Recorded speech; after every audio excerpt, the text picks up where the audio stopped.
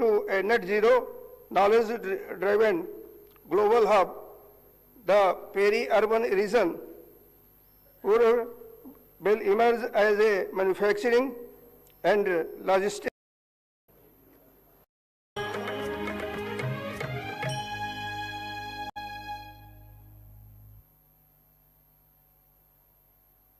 जनगण मन अधिनायक जय हे भारत भाग्य विधाता।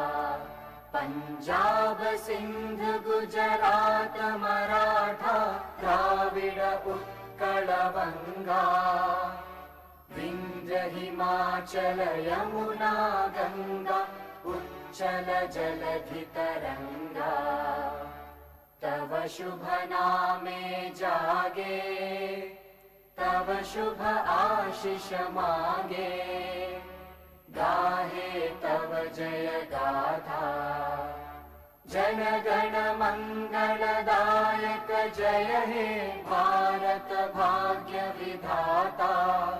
जय हे जय हे जय हे जय जय जय जय हे।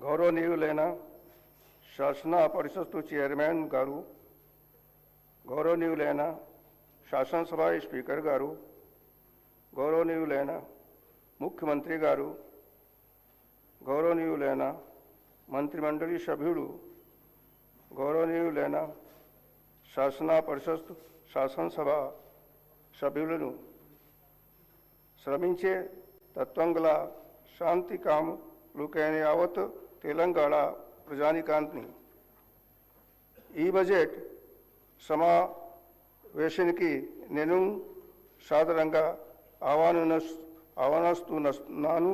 ఓకాంగ్ చరిత్రాత్మక పరిదర్శన దాంట్లో తెలంగాణ ఉండగా మనమందరం సమావేశం అవుతున్నాను. ప్రభుత్వం కేవలం పరిపాలన మాత్రమే కాకుండా ఒక భవిష్యత్తును రూపొందిస్తుందని, ఇందులో ప్రతి పౌరుడు పురోగతిలో భాగస్వామిగా ఉంటారు. స్వయం పాలన, గౌరవం, న్యాయబద్ధమైన అభివృద్ధి కోసం ప్రజల ఆకాంక్షల ద్వారా ఒక సుదీర్ఘమైన చరిత్రాత్మక పోరాట ఫలితమే తెలంగాణ రాష్ట్ర ఏర్పాటు.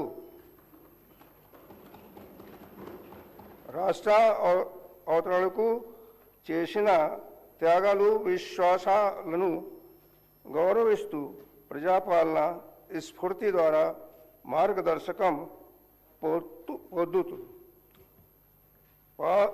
పాలనలో పౌరులను కేంద్ర విధంగా ఉంచడానికి ద్వారా ప్రతి కుటుంబానికి, సమాజంలోని ప్రతి వర్గానికి అభివృద్ధి ప్రయోజనాలు అందేలా చూడడానికి నా ప్రభుత్వం కట్టుబడి ఉంది.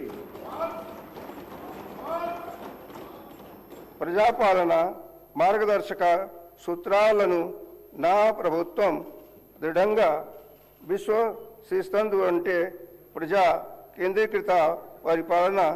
ఇక్కడ ప్రతి విధానం, నిర్ణయం మరియు కార్యాచరణలో ప్రజా సంక్షేమము, న్యాయం, గౌరవం కేంద్రం బిందువుగా ఉంటాయి.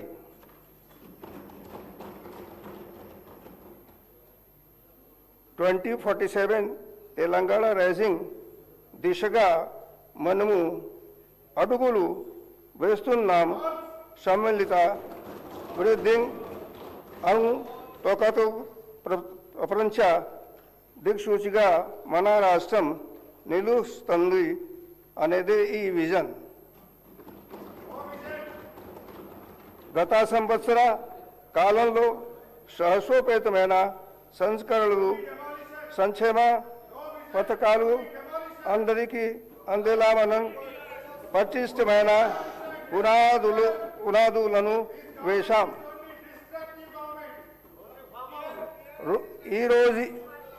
ఈరోజు ఈ ప్రయోజనాలను సంఘటితం చేసి అందరికీ గౌరవప్రదమైన విశ్వస్తు సమృద్ధి దిశగా మనలను నడిపించే ఒక రోడ్ మ్యాప్ను నేను మీకు అందిస్తున్నాను.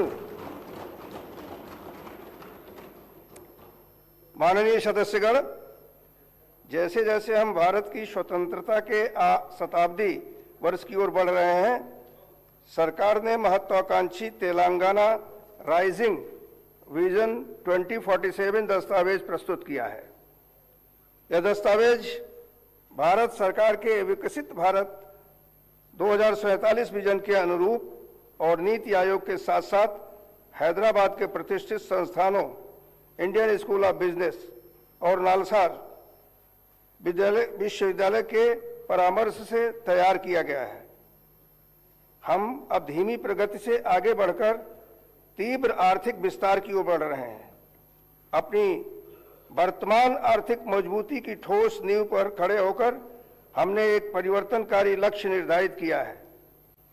साल 2047 तक तेलंगाना को $3 ट्रिलियन की व्यवस्था बनाना, जिनका अंतरिम लक्ष्य 2034 तक $1 ट्रिलियन तक पहुंचना है. भारत की अर्थव्यवस्था निरंतर प्रगति का प्रदर्शन कर रही है, जहां राष्ट्रीय विकास दर 8%, महंगाई दर 1.72% अनुमानित है और राष्ट्रीय प्रति व्यक्ति आय में भी लगातार सुधार देखा जा रहा है.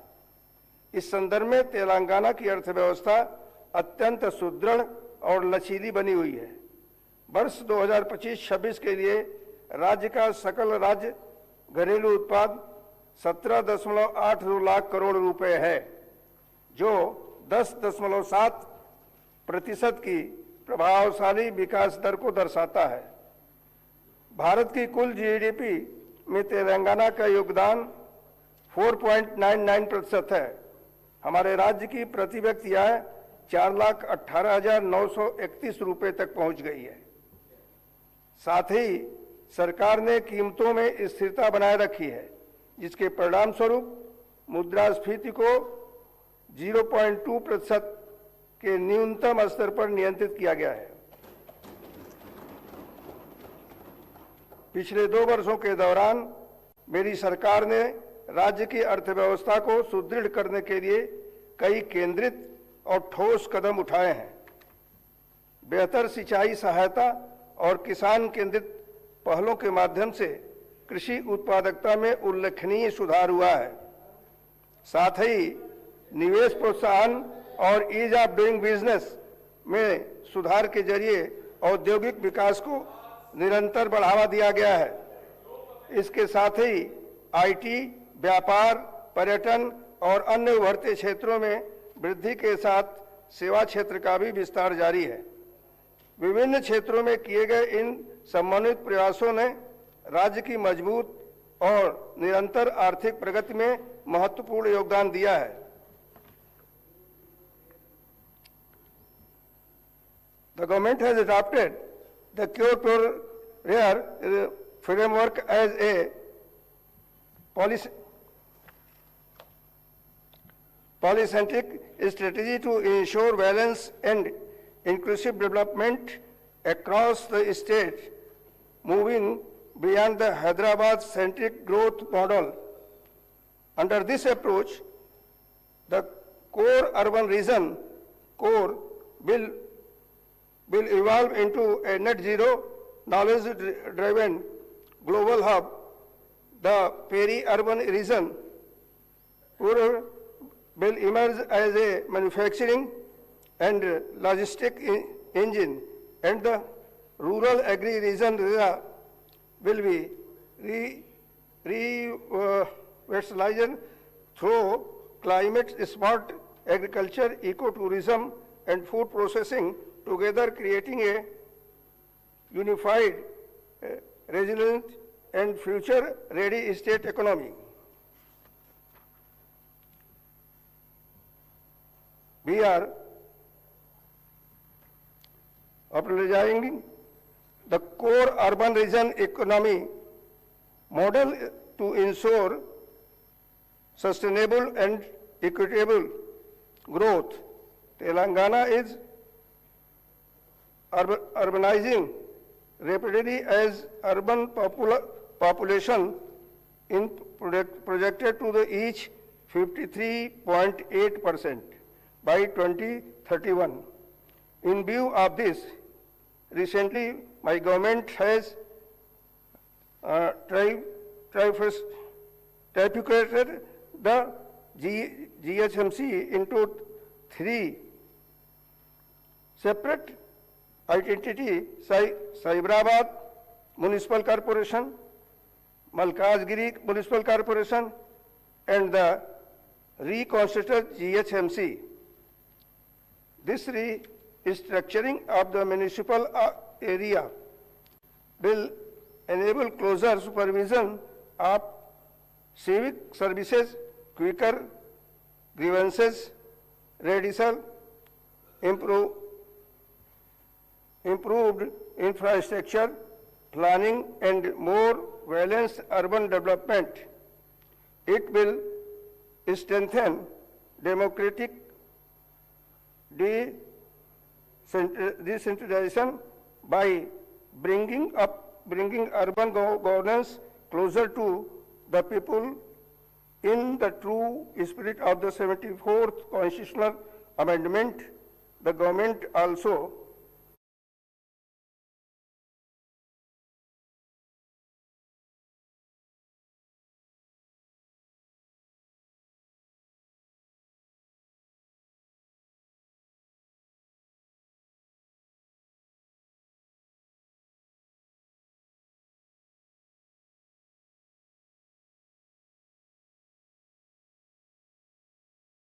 framework including HMWSSB and HYDRA.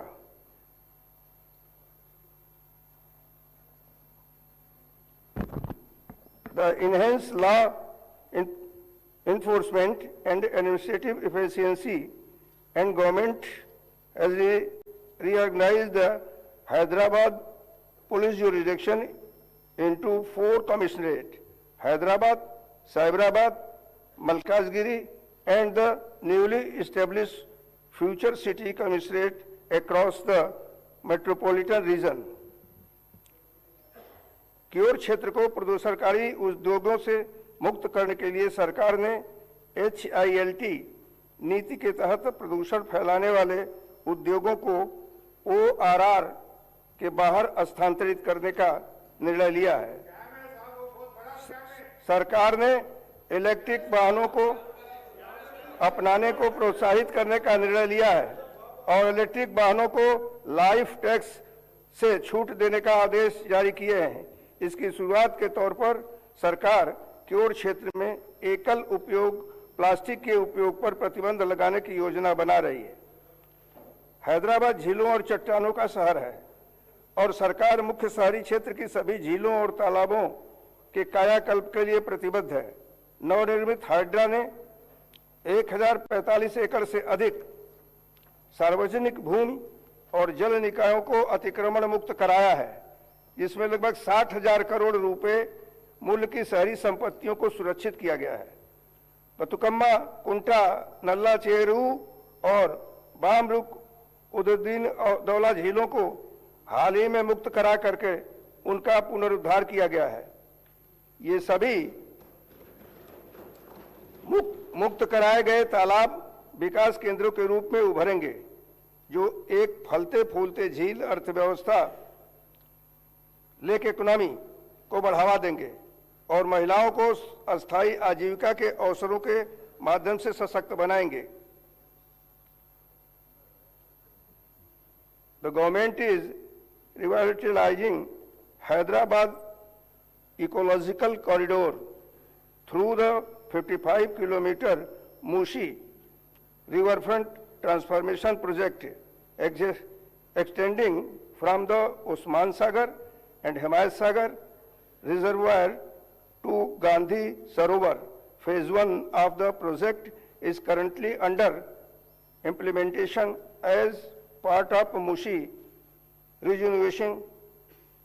Godavari phase 2 and 3 projects are already sanctioned and work in brisk progress. This project will provide 2.5 TMC water for Musi rejuvenation by linking Usman Sagar and Himayat Sagar and 300 MGD drinking water to Cure area. As a part of Musi rejuvenation by 45 STP are operational and 39 STPs are under construction. The treated water will be supplied to a data center, landscaping of ORR, other industrial use and construction industry. The government is undertaking the prestigious Gandhi Sarovar project at the confluences of the Musa and Isha. Revaluate is envisioned as a world-class experimental center dedicated to the teaching of Mahatma Gandhi. Outer road ring और 360 kilometre लंबे regional ring road के बीच स्थित peri urban reason economy का उद्देश्य राज्य के विनिर्माण MSME cluster eco industrial park और लॉजिस्टिक के प्राथमिक केंद्र के रूप में कार्य करना है। औद्योगिक क्षेत्र अब हमारी अर्थव्यवस्था में 3.04 लाख करोड़ रुपए का योगदान दे रहा है। तेलंगाना का पश्चिमी क्षेत्र यानी कोंडांगल क्षेत्र अगले कुछ वर्षों में एक औद्योगिक केंद्र बनने जा रहा है। सरकार ने परिवर्तनकारी विकास के हिस्से के रूप में multi product industrial park Kodangal के अलावा आगामी रेडियल रोड सेकेंड से सटे बड़े औद्योगिक पार्कों के लिए भूमि अधिग्रहण की योजना बनाई है। रेडियल रोड के साथ साथ बिजली और पानी की उपयोगिता की भी योजना बनाई जा रही है। मल्टी प्रोडक्ट इंडस्ट्रियल पार्क कोंडागल के हाउसिंग लेआउट का काम तेज गति से चल रहा है और जल्द ही यहां बुनियादी ढांचे का काम शुरू किया जाएगा। 3245 एकड़ में फैली राष्ट्रीय औद्योगिक गलियारा जहीराबाद औद्योगिक स्मार्ट सिटी, जिसे भारत सरकार के national industrial corridor development and implementation trust के साथ मिलकर शुरू किया गया है, अब SPB द्वारा EPC अनुबंध प्रदान करने और अन्य गतिविधियों के साथ परिचालन में आ रही जहीराबाद NIMZ के हिस्से के रूप में योजनाबद्ध शेष भूमि अधिग्रहण की प्रक्रिया को भी तेज किया जा रहा है। To enhance connectivity and improve mobility between the outer ring road and the regional ring road, the government has proposed the development of radial road, which will be facilitate smoother traffic movement and support the region's growing urban and economic activity. A greenfield Hyderabad-Amravati expressway is being developed from Hyderabad, passing through future city and Amravati. and extending up to Bandar Port to strengthen regional connectivity and facilitate faster movement of people and goods. हाल ही में भारत सरकार ने हैदराबाद से बेंगलुरु, चेन्नई और पुणे के लिए 3 high speed bullet ट्रेनों की घोषणा की है। सरकार यह सुनिश्चित करने के लिए सभी आवश्यक कदम उठाएगी कि शमशाबाद को बुलेट ट्रेन के एक प्रमुख केंद्र के रूप में विकसित किया जाए, जिससे क्षेत्रीय संपर्क मजबूत होगा और राज्य के आर्थिक विकास को गति मिलेगी। To improve air connectivity in the region, Government of India has also approved proposal for establishment of 2 airports at Warangal and Adilabad. The government is taking measures to ensure speedily establishment to these airports. The Future City Development Authority, constituted on 12 March 2025, spans about 765 square kilometer, 56 villages and 7 mandals, and will anchor industrial and urban growth in the rural region. At the core will be Bharat Future City, a 30,000 acre greenfield smart city designed on the 15-minute city model with walkable mixed-use neighborhood development permissions have commenced, and comprehensive master plan for FCDA is being prepared to guide long-term growth and driving Telangana future economy.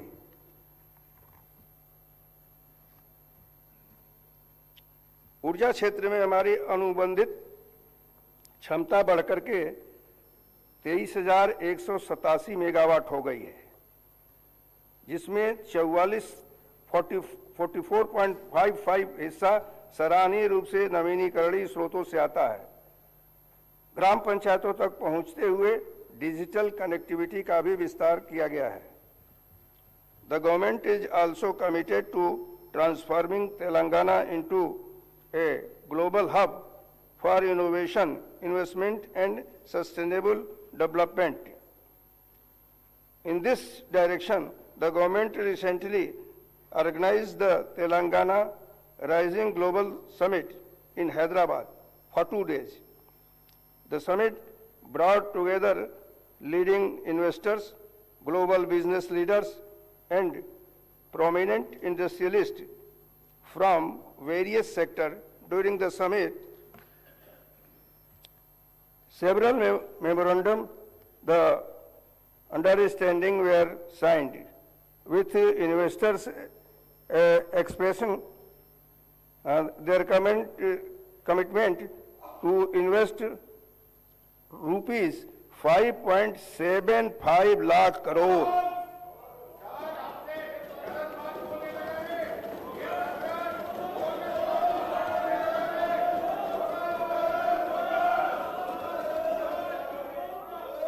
These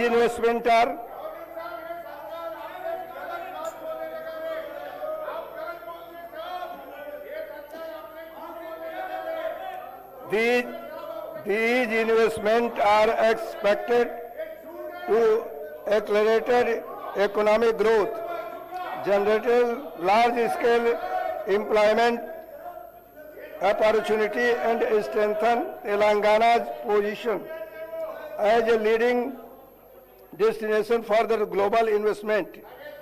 The government has secured a historic achievement with the inauguration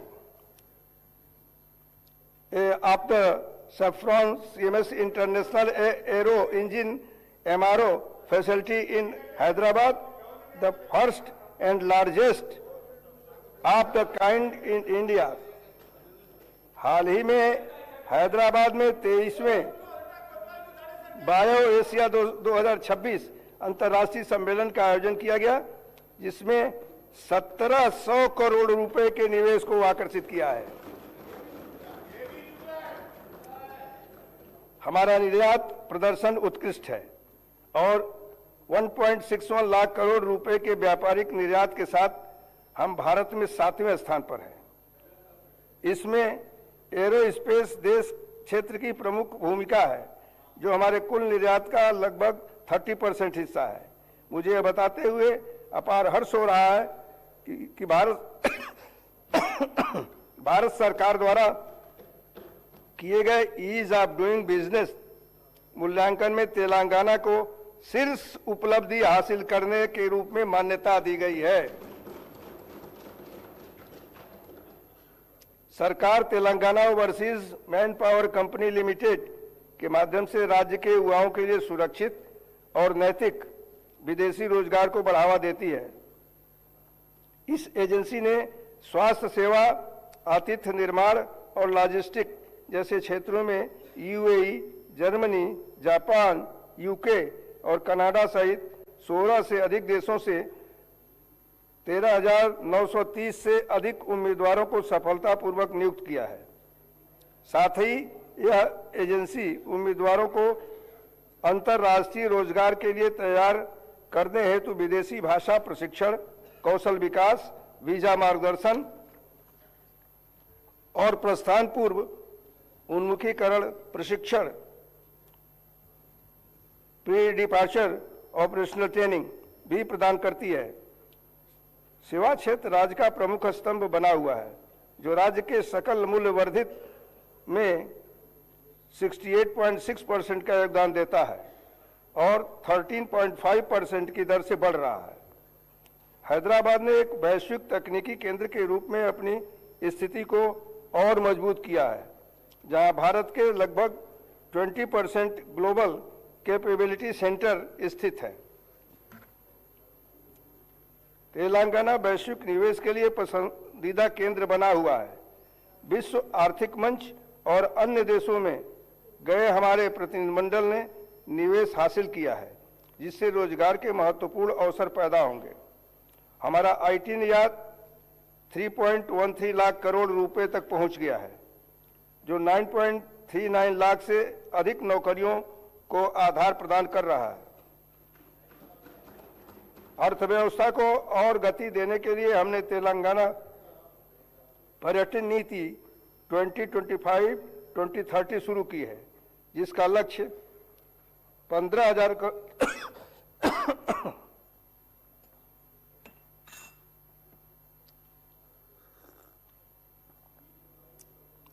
crore रुपए का निवेश और 3 लाख नौकरियों का सृजन करना है। We hub समावेशिता को बढ़ावा देना जारी रखे हुए हैं, जो सभी 33 जिलों में 700 से अधिक महिला उद्यमियों को सहायता प्रदान कर रहा है। सरकार ने दावोस में एक नई next gen life sciences policy 2026 और 2030 का अनावरण किया है, जिसका उद्देश्य 2030 तक तेलंगाना को एआई अनुसंधान एवं विकास और उन्नत विनिर्माण पर ध्यान केंद्रित करते हुए दुनिया के शीर्ष 5 वैश्विक लाइफ साइंसेज क्लस्टरों में से एक के रूप में स्थापित करना है। लाइफ साइंसेज क्षेत्र ने 73,360 करोड़ रुपए का निवेश आकर्षित किया है, जिससे 1 लाख से अधिक प्रत्यक्ष और 2.5 लाख अप्रत्यक्ष नौकरियां सृजित हुई हैं। आरएआई ढांचे के तहत हम आय के स्रोतों में विविधता ला रहे हैं और किसानों को कृषि उद्यमों के रूप में सशक्त बनाने में के लिए मूल्यांकन श्रृंखलाओं को मजबूत कर रहे हैं। कृषि तेलंगाना की धड़कन बनी हुई है। सरकार ने 2025-26 में इस क्षेत्र के लिए 26,684 करोड़ रुपया आवंटित किया है।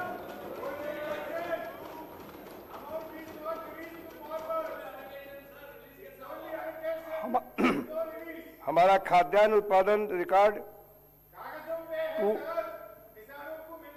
236.87 लाख मीट्रिक टन पहुंच गया है, जिसमें धान, मक्का और कपास का वर्चस्व कायम है। इसके अतिरिक्त पशुपालन और मत्स्य पालन में भी स्वस्थ वृद्धि देखी गई है, जो राज्य की अर्थव्यवस्था में 1.11 लाख करोड़ रुपए का योगदान कर रहे हैं।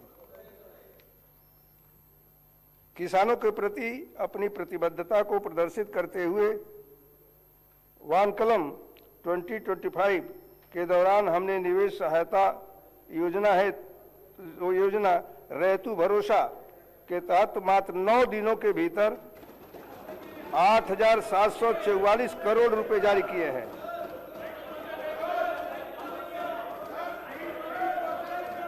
इसके अलावा किसानों के लिए लाभकारी मूल्य सुनिश्चित करने के लिए सरकार ने 71.86 लाख टन धान की खरीद की है, जो अब तक की सबसे अधिक खरीद है।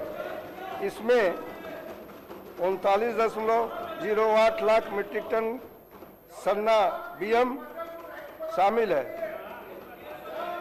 19,099 करोड़ रुपए की राशि सीधे किसानों के बैंक खाते में दी गई है। कृषि को लाभदायक बनाने के लिए हमने सन्न रकम धान के लिए 500 रुपये प्रति क्विंटल का बोनस जारी किया है, जिससे लाखों किसानों को लाभ हो रहा है और चावल की उत्कृष्ट किस्म की खेती को बढ़ावा मिला है। साथ ही सरकार ने 2 लाख रुपए का ऋण माफी योजना को सफलतापूर्वक लागू किया है, जिससे 20,616 करोड़ रुपए के व्यय के साथ 25 लाख से अधिक किसानों का कर्ज का बोझ कम हुआ है। सरकार पारंपरिक बिजली के पंप सेटों को सौर ऊर्जा संचालित पंप सेटों में बदलने का लिए कदम उठा रही है। यह पहल संधारणीय ऊर्जा सस्टेनेबल एनर्जी के प्रयोग को बढ़ावा देने के साथ साथ किसानों को विश्वसनीय और पर्यावरण की अनुकूल सिंचाई सुविधा प्रदान करने में सहायता करेगी। भूमि संबंधी मुद्दों के अस्थायी समाधान के लिए सरकार ने तेलंगाना भू भारती अधिनियम 2025 लागू किया है, जिसके तहत एक अद्वितीय भू आधार भूमि पहचान प्रणाली शुरू की गई है। जमीनी स्तर पर भूमि प्रशासन को मजबूत करने के लिए विभिन्न स्तरों को 8,900 कर्मचारियों को तैनात किया गया है, जिसमें 5,010 ग्राम पालन अधिकारी और 3,520 लाइसेंस प्राप्त सर्वेक्षक शामिल हैं। यह पहल किसानों की समस्याओं के समाधान और भूमि संबंधी शिकायतों के त्वरित निपटारे में मदद करेगी। इस वर्ष 3.76 लाख नए पट्टादार पासबुक जारी किए गए हैं। भू भारती अधिनियम की परिकल्पना के अनुसार किसानों की सुविधा के लिए पंजीकरण, राजस्व और सर्वेक्षण गतिविधियों को एक ही प्लेटफॉर्म पर लाया जा रहा है। मेरी सरकार सिंचाई क्षेत्र को सर्वोच्च प्राथमिकता देती है और कृष्णा तथा गोदावरी नदियों के पानी के बंटवारे में राज्य के हितों की रक्षा के लिए सभी मंचों पर दृढ़ता से हर संभव उपाय कर रही है। 2004 से जलमग्न के तहत शुरू की गई लंबे समय से लंबित परियोजनाओं और 2014 एवं 2015 में शुरू की गई कुछ परियोजनाओं को पूरा करने के लिए सरकार ने अगले कुछ महीनों में लंबित भूमि अधिग्रहण और R&R को पूरा करने का निर्णय लिया है। सरकार का लक्ष्य अगले 3 वर्षों में सभी चल रही सिंचाई परियोजनाओं को पूरा करना है। आने वाले 3 वर्षों में इन सभी परियोजनाओं पर ध्यान केंद्रित करके एक बड़ा आयकट विकसित किया जाएगा। सरकार सिंचाई में निरंतर निवेश, वैज्ञानिक नवाचार और बाजार संपर्क के माध्यम से कृषि को मजबूत करने के लिए दृढ़ संकल्पित है, ताकि तेलंगाना के किसान न केवल चुनौतियों का सामना कर सकें बल्कि समृद्ध भी हों।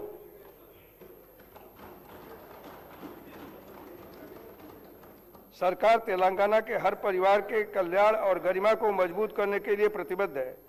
बीते वर्षों में राज्य के कई पात्र परिवार नए राशन कार्ड की प्रतीक्षा कर रहे थे।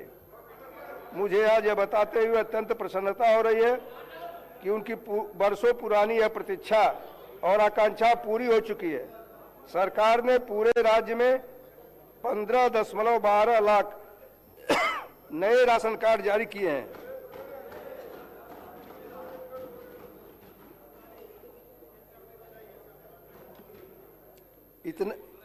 इतना ही नहीं, जो राशन कार्ड पहले से मौजूद थे उनमें भी 19.44 लाख नए सदस्यों को नाम जोड़े गए हैं। इसके अतिरिक्त मौजूदा राशन कार्डों में 19.44 लाख नए नाम सदस्यों को जोड़ा गया है।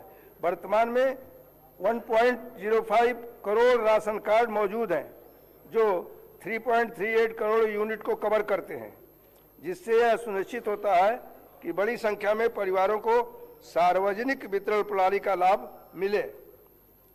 सरकार सार्वजनिक वितरण प्रणाली के तहत सभी उचित मूल्य की दुकानों के माध्यम से महीन चावल वितरण योजना भी लागू कर रही है।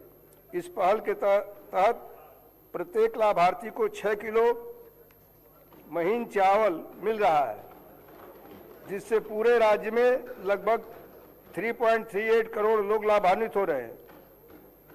यह कदम खाद्य सुरक्षा सुनिश्चित करने और लोगों को प्रदान किए जाने वाले खाद्यान्न की गुणवत्ता में सुधार के लिए हमारी प्रतिबद्धता को दर्शाता है।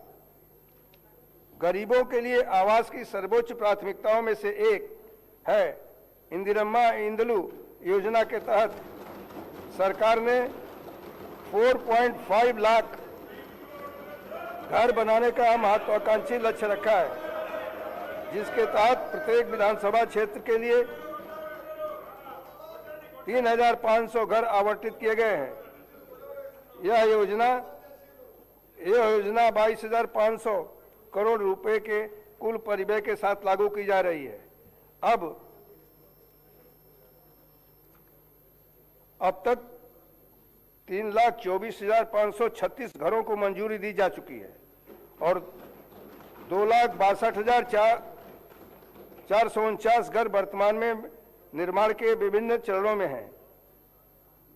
जनजातीय समुदायों पर विशेष ध्यान देते हुए जनजातीय आबादी वाले विधानसभा क्षेत्रों को अतिरिक्त कोटा दिया गया है और विशेष रूप से कमजोर जनजातीय समूहों को इस कार्यक्रम के तहत संपूर्ण संतृप्ति पर कवर किया गया है। निर्माण की प्रगति में सहायता के लिए सरकार विभिन्न चरणों में पूरे हुए घरों के लिए पहले ही 5,73.84 करोड़ रुपए जारी कर चुकी है। मनरेगा के माध्यम से हमने 6.52 करोड़ मानव दिवस का रोजगार सृजित किया है। महिला सशक्तिकरण हमारी ग्रामीण राजनीति के केंद्र में है।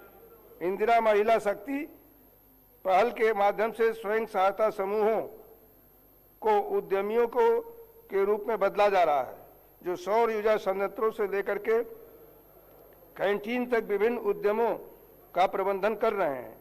इस रणनीतिक हस्तक्षेप का उद्देश्य ग्रामीण महिलाओं की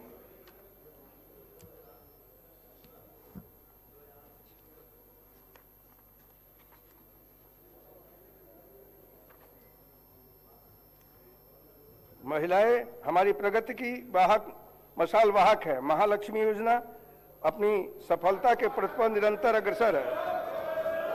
इस योजना के अंतर्गत महिला यात्रियों को अब तक 269.68 करोड़ निःशुल्क बस यात्राओं का लाभ उठाया है। इससे यात्रा व्यय में 9,222 करोड़ से अधिक की संचयी बचत हुई है। यह वित्तीय स्वायत्तता महिलाओं की गतिशीलता और आर्थिक स्वतंत्रता को सुदृढ़ करने में सहायक सिद्ध हुई है।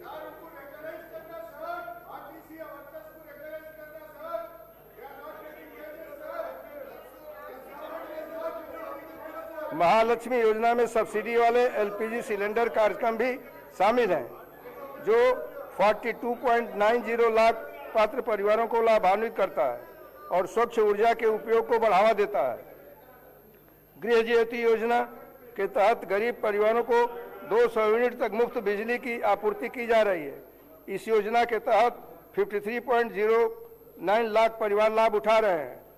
अब तक सरकार 3,900.54 करोड़ रुपए खर्च कर चुकी है और 10.97 करोड़ शून्य बिल जारी किए गए हैं।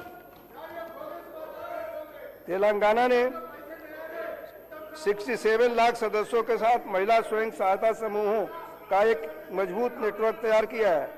शहरी क्षेत्रों में इस सशक्त नेटवर्क का और अधिक विस्तार करने के लिए मेपमा और सर्प को एक एकीकृत संरचना के तहत लाया गया है। इससे कोटि महिला कोली स्वरलू यानी 1 करोड़ महिला करोड़पति के दूरदर्शी नारे के तहत 1 करोड़ महिलाओं को करोड़पति बनाने के उद्देश्य से को प्राप्त करने में मदद मिलेगी। सरकार ने 1 करोड़ महिला उद्यमी तैयार करने का एक महत्वाकांक्षी लक्ष्य रखा है। नवीन पहलों में स्वयं सहायता समूहों द्वारा प्रबंधित और ऊर्जा संयंत्रों की स्थापना, अम्मा आदर्श पाठशाला के रखरखाव का प्रबंधन सौंपना और स्कूल यूनिफॉर्म मिलने का कार्य महिला समूहों को सौंपना शामिल है। इसके अतिरिक्त हम 10 जिलों में मौजूद भवनों के अलावा 22 जिलों में इंदिरा महिला शक्ति भवन स्थापित कर रहे हैं, जो महिला सशक्तिकरण के लिए वन स्टॉप सुविधा केंद्रों के रूप में कार्य करेंगे।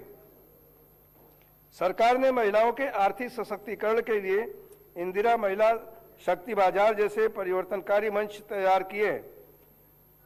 शिल्परामम के पास स्थित इस 106 दुकानों के परिसर ने ग्रामीण कारीगरों को शहरी और वैश्विक बाजारों से जोड़ा है, जिससे स्वयं सहायता समूहों के उत्पादों की कुल 768 लाख रुपए की बिक्री हुई है। साथ ही स्वयं सहायता समूहों द्वारा 600 आरटीसी बसों की खरीद के लिए वित्त पोषण किया गया है, जिन्हें जीटीएस आरटीसी को किराए पर दिया जाएगा। इसके प्रथम चरण में 177.84 करोड़ रुपए की लागत से 494 बसें पहले खरीदी जा चुकी हैं। इसके अतिरिक्त महिला नेतृत्व वाले उद्यमों का विस्तार करते हुए वर्तमान में नारायणपेट और रंगारेड्डी में स्वयं सहायता समूहों द्वारा संचालित 2 पेट्रोल पंप क्रियाशील हैं और 28 अतिरिक्त पेट्रोल पंप स्थापित करने की योजना है। महिला नेतृत्व वाले विकास के प्रति हमारी प्रतिबद्धता के अनुरूप तेलंगाना सरकार ने बैंक लिंकेज कार्यक्रमों और स्त्री निधि पहल के माध्यम से स्वयं सहायता समूहों को रुपए 1 लाख करोड़ का ऋण प्रदान करने की योजना बनाई है।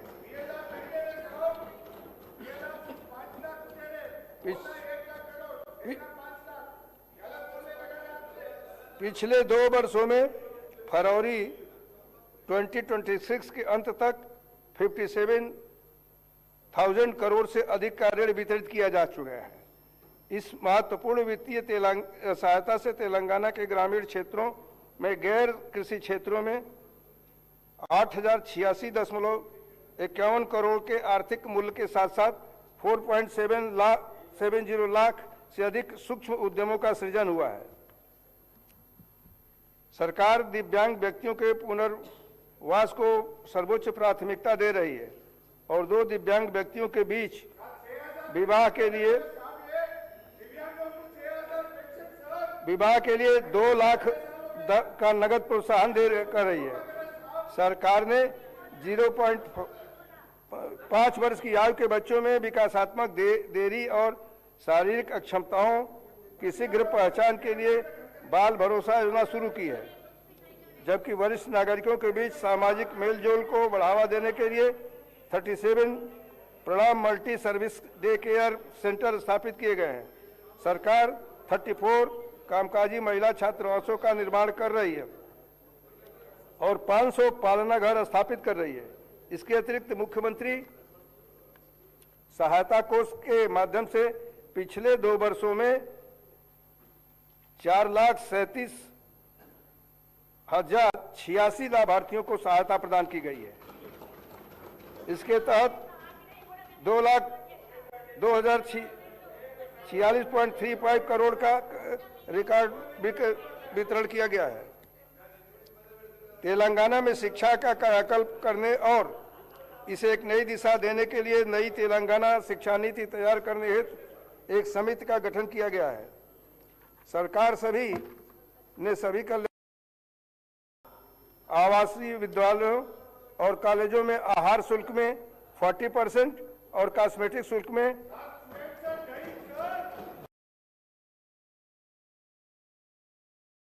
हमें उच्च प्राथमिक स्तर पर कक्षाओं में 1.1 का नामांकन और किया है। अम्मा आदर्श पाठशाला समितियों ने 706 करोड़ की लागत वाले बुनियादी ढांचा कार्यों को सफलतापूर्वक पूरा किया है।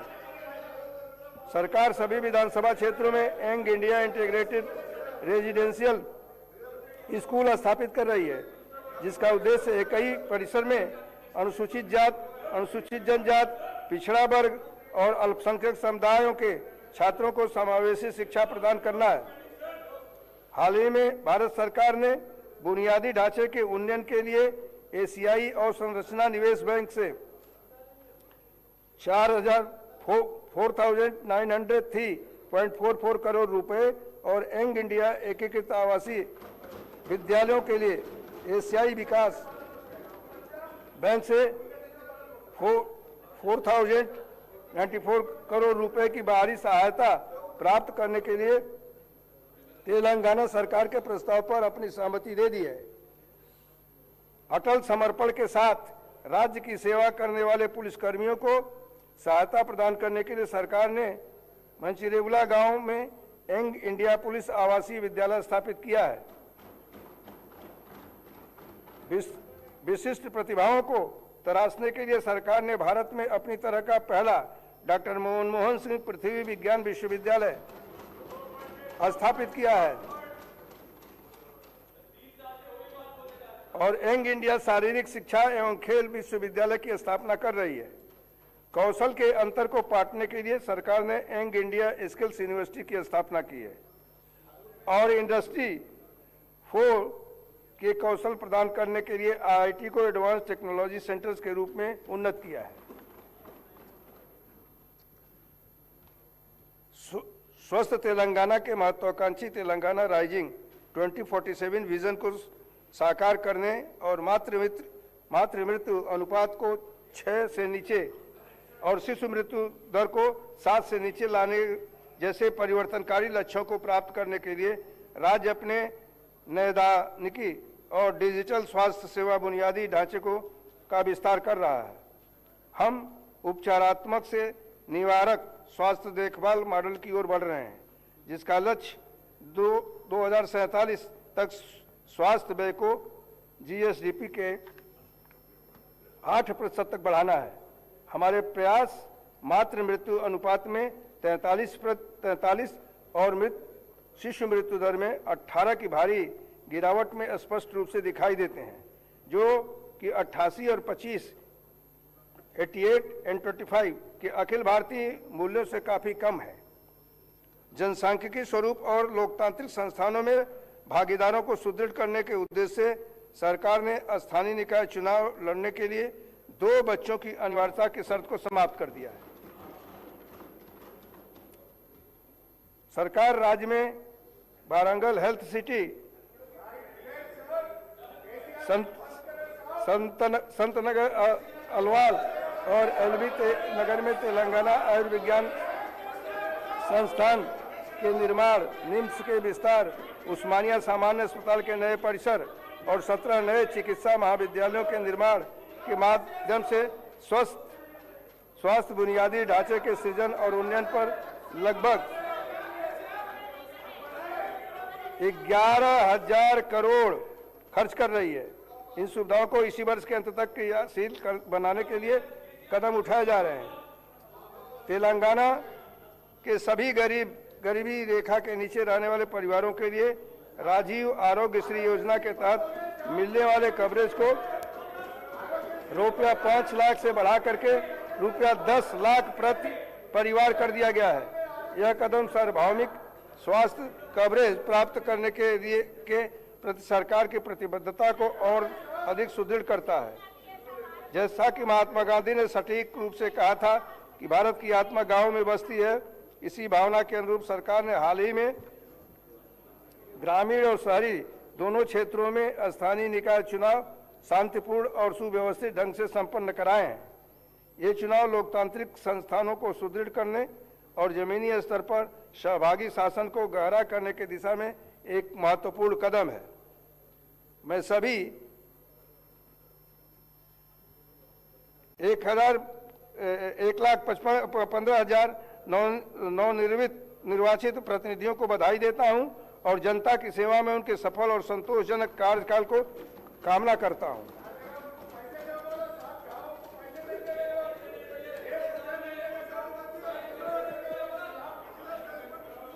सरकार ने शासन के विभिन्न क्षेत्रों में नई नीतिगत पहलों को तैयार करने और उन्हें आकार देने में क्रांतिकारी पहल की है। शासन को पुनर्जीवित करने के हिस्से के रूप में सरकार ने पिछले 2 वर्षों के भीतर निम्नलिखित नीतियां जारी की है। इंदिरा महिला शक्ति नीति, तेलंगाना पर्यटन नीति 2025, कैबिनेट द्वारा अनुमोदित खेल नीति, तेलंगाना राइजिंग 2047 नीति, हैदराबाद औद्योगिक भूमि रूपांतरण नीति, स्वच्छ और हरित ऊर्जा नीति, MSME नीति, लाइफ साइंस नीति। इन नीतियों ने इन क्षेत्रों को नई गति दी है और उनमें गतिशीलता पैदा की है। केंद्रित प्रशासनिक और विकासात्मक पहलों के माध्यम से शासन को जनता के करीब लाने के लिए प्रजा पालना प्रगति प्रणाली का एक 99 दिवसीय कार्य योजना शुरू की गई है। इस कार्यक्रम में विशेष स्वच्छता अभियान, लंबित फाइलों का तेजी से निपटान और पूरे राज्य में बहुक्षेत्रीय विकास गतिविधियों का कार्यान्वयन शामिल है। इसे कृषि, स्वास्थ्य, शिक्षा और सड़क सुरक्षा जैसे प्रमुख क्षेत्रों को कवर करने वाले 10 विषयक सप्ताहों के आधार पर व्यवस्थित किया गया है। निर्वाचित प्रतिनिधियों, जिला अधिकारियों, स्वयं सहायता समूह की महिला और नागरिक समाज संगठनों को शामिल करके यह पहल नागरिक सरकार की साझेदारी को मजबूत करती है और जमीनी स्तर पर सहभागी शासन को बढ़ावा देती है। सरकार प्रजावाणी कार्यक्रम में जनता की शिकायतों के निवारण के लिए सर्वोच्च प्राथमिकता दे रही है। अब तक जनता की ओर से 64,697 याचिकाएं दर्ज की गई हैं, जिनमें 47,670 का समाधान एक पारदर्शी डिजिटल ट्रैकिंग प्रणाली के माध्यम से किया जा चुका है।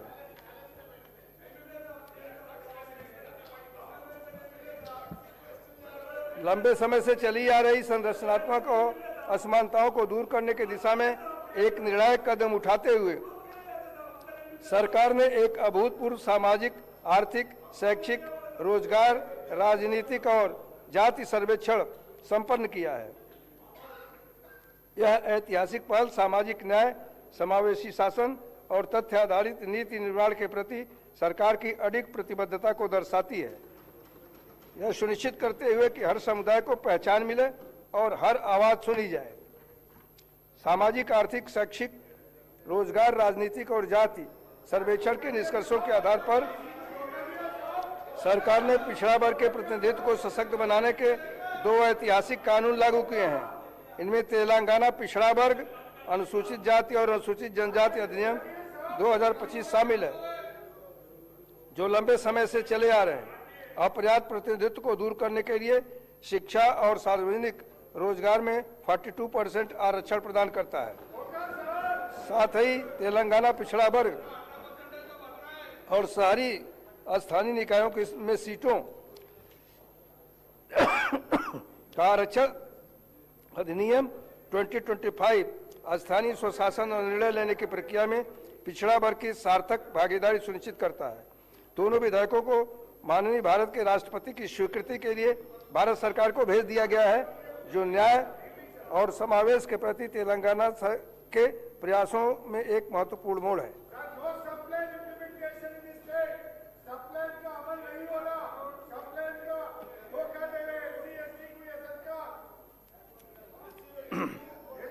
सरकार ने सामाजिक न्याय की दिशा में एक ऐतिहासिक कदम उठाते हुए अवसरों तक पहुंच सुनिश्चित करने के लिए 59 अनुसूचित जातियों को विशिष्ट आरक्षण प्रतिशत के साथ 3 समूहों में उपवर्गीकृत करने हेतु एक कानून पारित किया है। सरकार राज्य की नशीली दवाओं के खतरे से मुक्त करने के लिए दृढ़ संकल्पित है और इस समस्या से कड़ाई से निपटने के लिए eagle elite action group for drug law enforcement का गठन किया है। ईगल को लगभग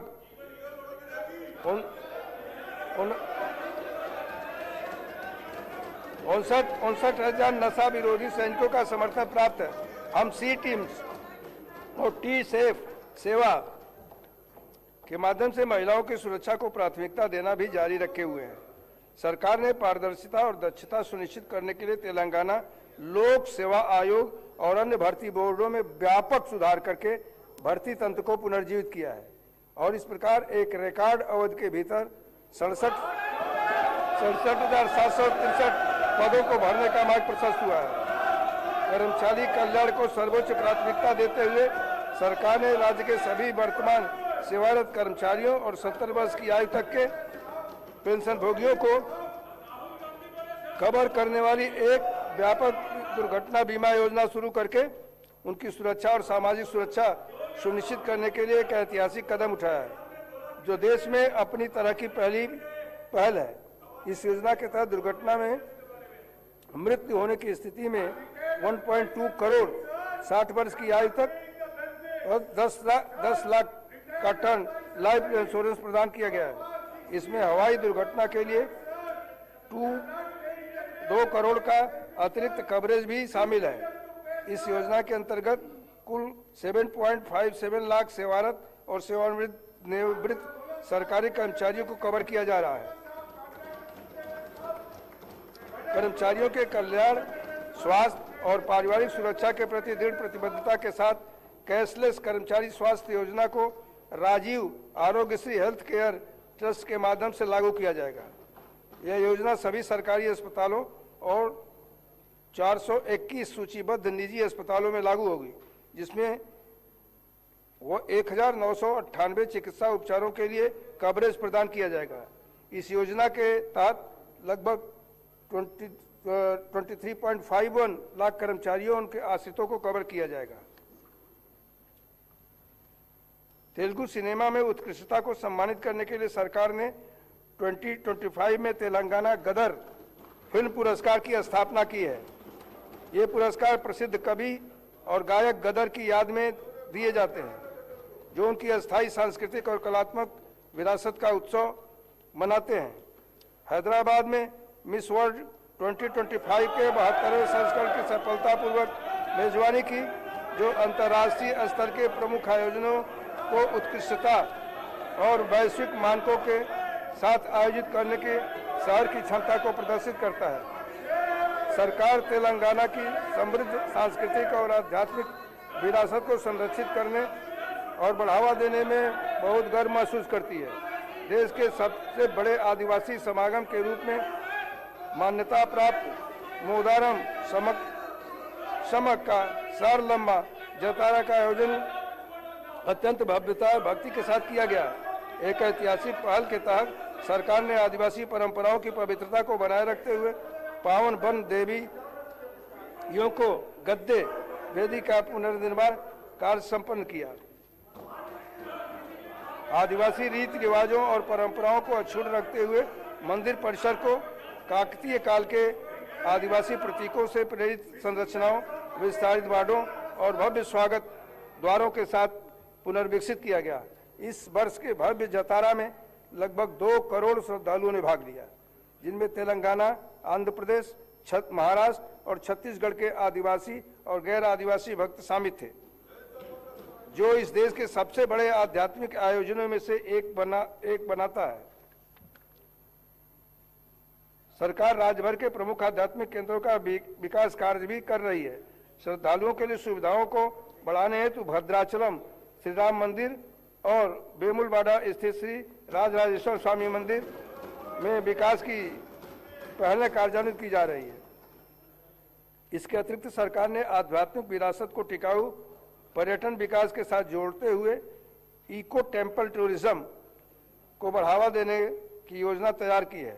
अगले वर्ष होने वाले गोदावरी पुष्करालु की तैयारी में सरकार वासड़ से भद्राचलम तक गोदावरी नदी के तट पर स्थित मंदिरों का विकास करेगी, ताकि तीर्थयात्रियों के लिए बेहतर बुनियादी ढांचा और सुविधाएं सुनिश्चित की जा सके। इन पहलों के माध्यम से सरकार पर्यटन और क्षेत्रीय विकास को बढ़ावा देने के साथ साथ तेलंगाना की आध्यात्मिक विरासत को निरंतर मजबूत कर रही है। अंत में माननीय सदस्यगण, आज मैंने जो रूपरेखा रोड मैप प्रस्तुत किया है वह केवल योजनाओं का संग्रह मात्र नहीं है, बल्कि हमारी महत्वाकांक्षा का प्रमाण है। हम एक ऐसे तेलंगाना का निर्माण कर रहे हैं जो नवाचार में अग्रणी हो, वंचितों के लिए एक सुरक्षित आश्रय हो और विश्व के लिए एक आदर्श बने।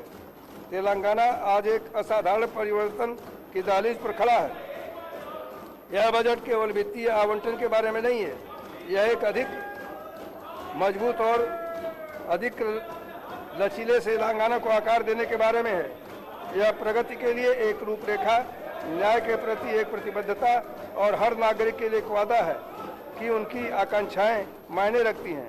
ना प्रभुत्वं संकल्पम अंशचालमयनादि रूपों दिस्तुन्ना प्रति विधानम చేపడుతున్న ప్రతి కార్యక్రమం అమలు చేస్తున్న ప్రతి సంస్కార ప్రజలు కూడా అవకాశాలను సృష్టించడం, వారిని సాధికారత వైపు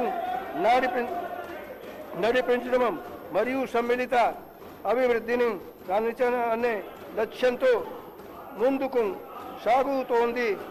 లక్ష్యం స్పష్టంగా ఉది దిశ నిర్ణయించ ముందుకు సాగుతున్న ఈ ప్రయాణం ఆగదు. అభివృద్ధి చెందిన ప్రపంచ నగరాలు దేశంలో తెలంగాణ పోటీ పడుతూ ప్రపంచ వ్యాప్తంగా విజయవంతమైన అభివృద్ధి నాములాడ నుడిప్రేళ పోతుందు 2047 నాటికి $3 ట్రిలియన్ అధిక వ్యవస్థను సంధిస్తే తెలంగాణ లక్ష్యంగా ఈ మహత్తర లక్ష్యాన్ని సాధించడానికి మనమందర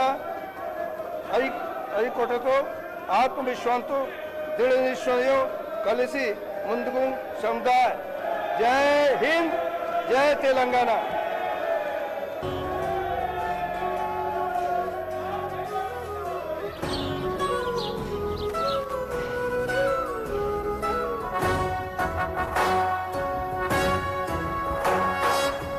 जय हे तेलंगाण जननी जयकेतనం ముకోటి గొంతుకలు ఒక్కటైన చేతనం తరతరాల చరితగల తల్లి నీరాజనం పద పదాన నీ పిల్లలు ప్రణమిల్లిన శుభ తరుణం. జై తెలంగాణ, జై జై తెలంగాణ, జై తెలంగాణ, జై జై తెలంగాణ.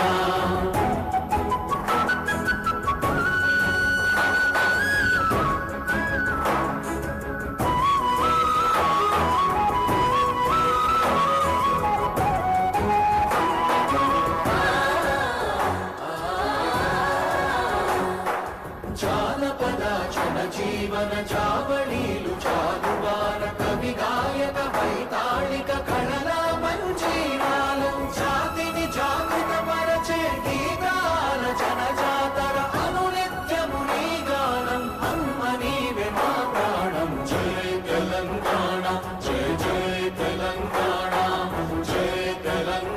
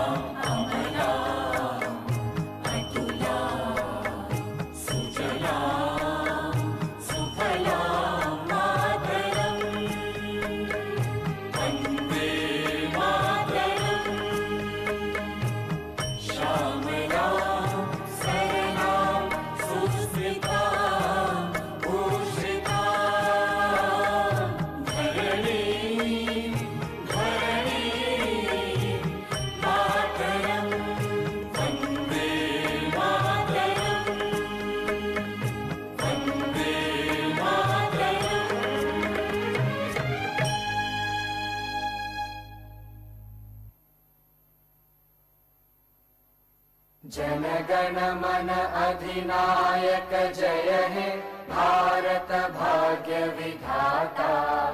पंजाब सिंध गुजरात मराठा द्राविड उत्कल बंगा। विंध्य हिमाचल यमुना गंगा उच्चल जलधि तरंगा।